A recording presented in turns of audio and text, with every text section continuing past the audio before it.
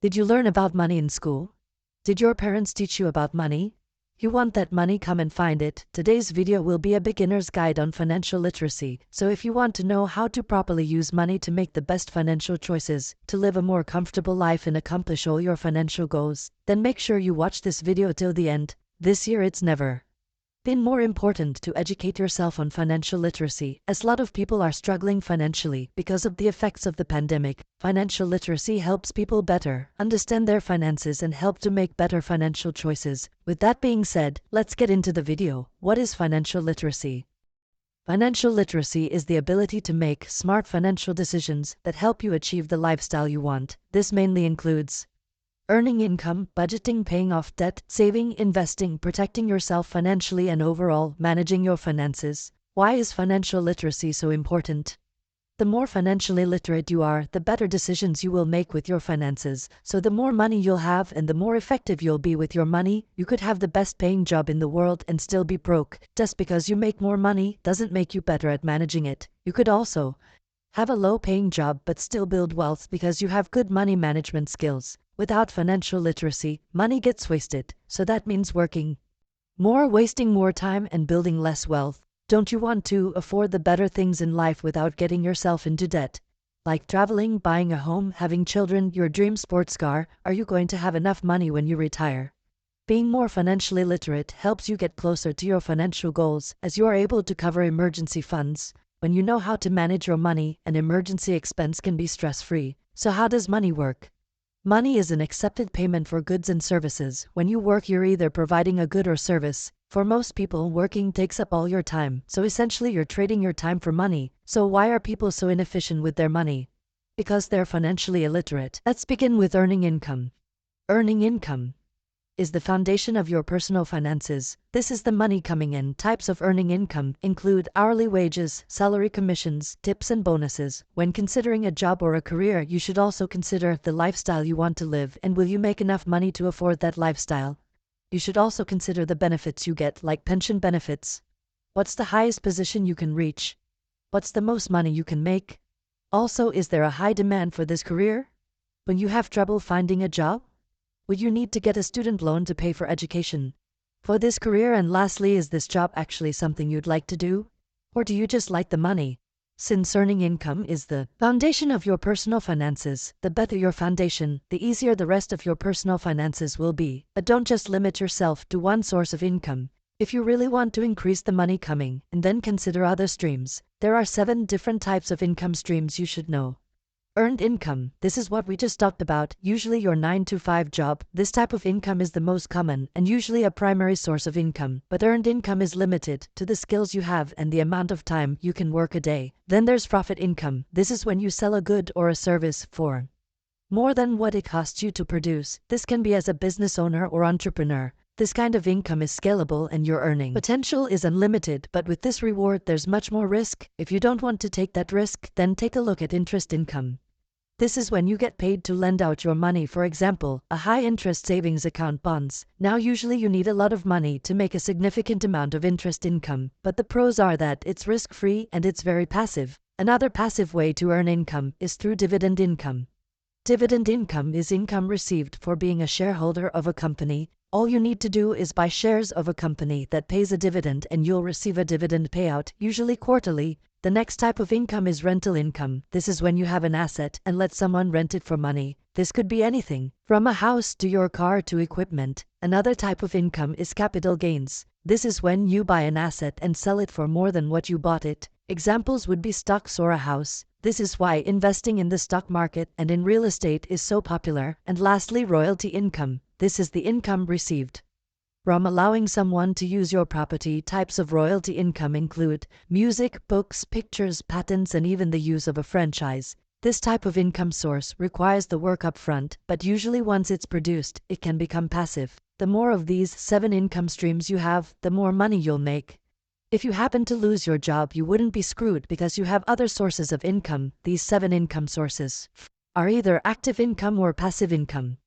Active income requires you to actively perform a service to get paid, while passive income can make you money while you sleep.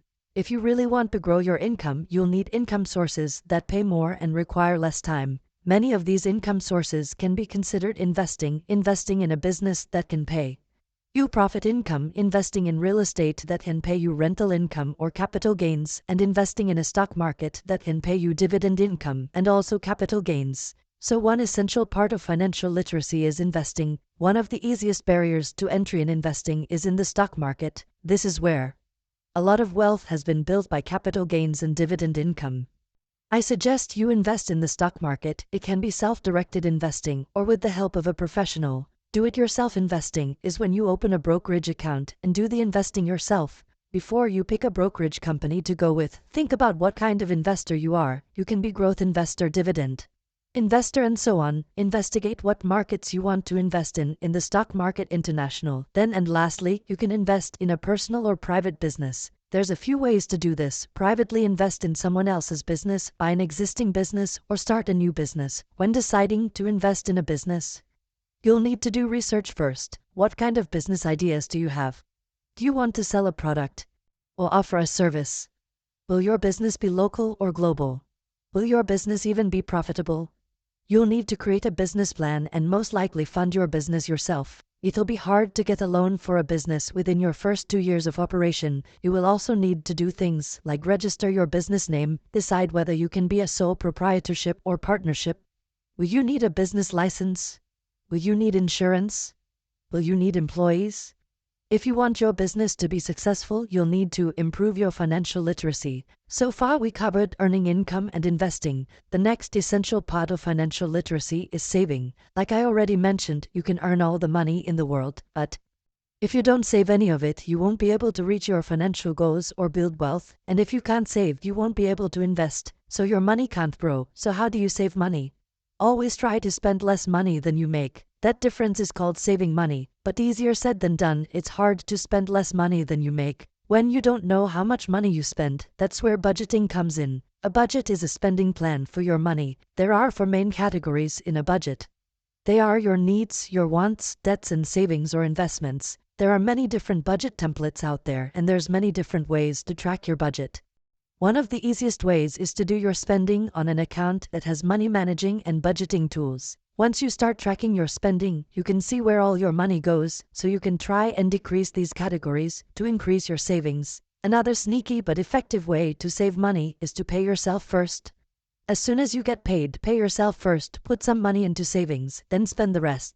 If you do the opposite, get paid, spend money, and save what you have left, you might find yourself saving less. So pay yourself first. And if you happen to have money left after your spending, save and invest some more to make paying yourself first easier. Make it automatic. Set up your account so when you get paid, money will automatically be transferred to your savings account. And speaking of savings accounts, you'll want to try and earn the best interest rate you can. So you'll want to try and earn a decent interest rate to counter inflation. Another thing you should consider is when to save and when to invest. Savings are reserved for emergency funds and short-term goals. With any long-term goals like retirement or your children's education, investing will be your better option because of better returns. This is where risk tolerance comes in. Let's say you plan to buy a house. If you can save for a house in 2 years, this would be considered short-term. Now if you need 5 years to save for a house, this would be considered long-term. So it's more reasonable to have these savings invested, because if anything happens in the stock market like a global pandemic, you'll have time to recover so you don't incur a loss. And as for emergency funds, your final emergency fund will depend on many factors, like what line of work are you in?